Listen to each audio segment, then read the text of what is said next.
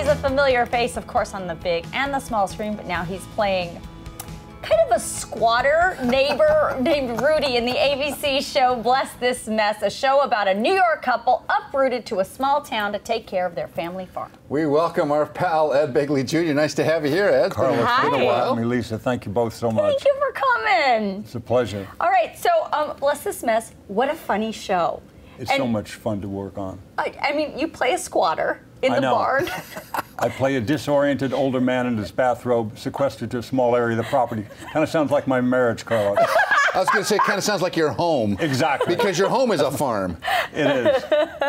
Yeah, that's right. You know about my home. I grow a lot of my own food. I collect my rainwater. I have a gray water system. I harvest my own sunlight, you know, to run the electrical things in the house. I heat my water with the sun, so it's fairly self-sufficient. Yeah, we whistled through your garden. I remember whistling while walking with him in his garden. So this role is tailor-made for him. That's right. I can relate. Isn't that funny? You were like an environmentalist before environmentalists were cool, I feel like. I've been doing it since 1970 because I grew up in the San Fernando Valley, and I remember that horrible smog. Oh, you know, horrible choking smog. You remember. I grew up with it here. It was bad. You're way too young to know when it was really bad. Back in my day, It was bad. Yeah. It was bad. Yeah. And so after 20 years of living there, they had something called Earth Day in 1970. I said, well, what do you want to do for Earth Day? Not just get together on the day. What's the long-term goal? They said, we're going to clean up the air, we're going to clean up the water.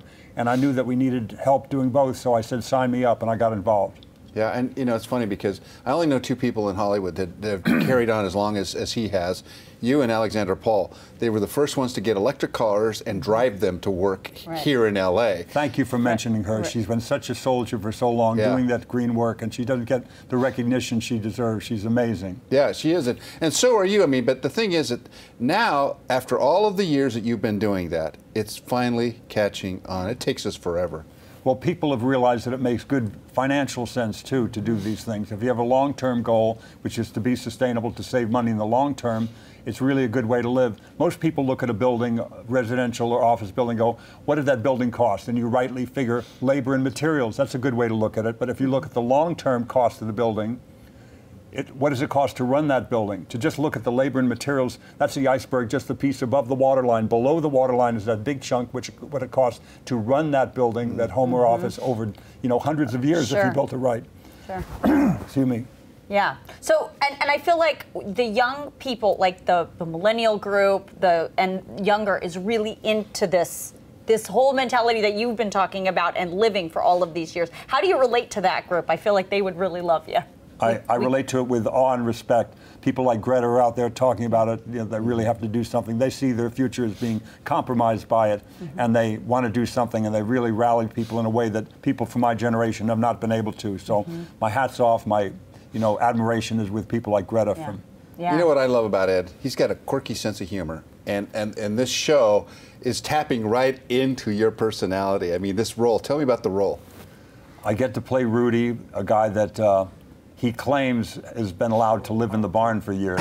His great aunt has died. Dak Shepard has a great aunt that leaves him this property, and Rudy claims that he's been given the right to live there. I'm not so sure about that. We'll see what future episodes hold. He and Lake Bell gets fed up with city life, and they decide to move to the country. It's the new Green Acres. It is. It's all over again. Green Acres for the new millennium. So great. And I'm the wacky guy living in the barn, and my wife will tell you stories. Believe me, there's a lot of me in this character. Not that I inspired it. They wrote it long before I ever came and auditioned for it, and I did audition with great glee because I love Lake Bell and I love Liz Merriweather, and Dak Shepard is a dear friend of mine. Then when they got Pam Grier to play my love interest in the show, I just did backflips. Yeah, how could you not love that, right? Best. So fun. So, I mean, you've been in Hollywood, you've been in this game for so many years. I always think it's interesting to talk to folks in your kind of caliber about how to sustain that longevity in this business where it's just moves so quick, it changes every day. How do you sustain it over all of these years? Well, I'm very lucky. I got born on second base or maybe third base. I was the son of Ed Begley, an Academy Award-winning actor, so I wanted to do what my dad did. And though he didn't help me and say, hire my son, I got help in other ways because they A, remembered my name, and B, had something to talk about in the interview. So I started working in 1967 and, just wanted to do what my dad did, and I began to work, day player parts here and there. So now it's 53 years I've been doing it. Yeah, I mean, but see, this is past your dad. I mean, do you know what I'm saying? Like, you, of course, were able to kind of want to do what your dad did, but, I mean, you've been in for so long. So what do you think it is? that well, keeps you in? What I figured out after a while, Lisa, was I shouldn't make decisions based on commerce. I should make them based on the quality of the work. That can be a stage play, it can be a movie, it can be a TV show. When St. Elsewhere came along in 1982, you know, it was better than any movie script I had been shown. Yeah. So it was a TV show, yes, but it was such a high quality TV show. I begged and pleaded to get an interview, and I did get an interview for a part as a regular. Didn't get the part, Lisa.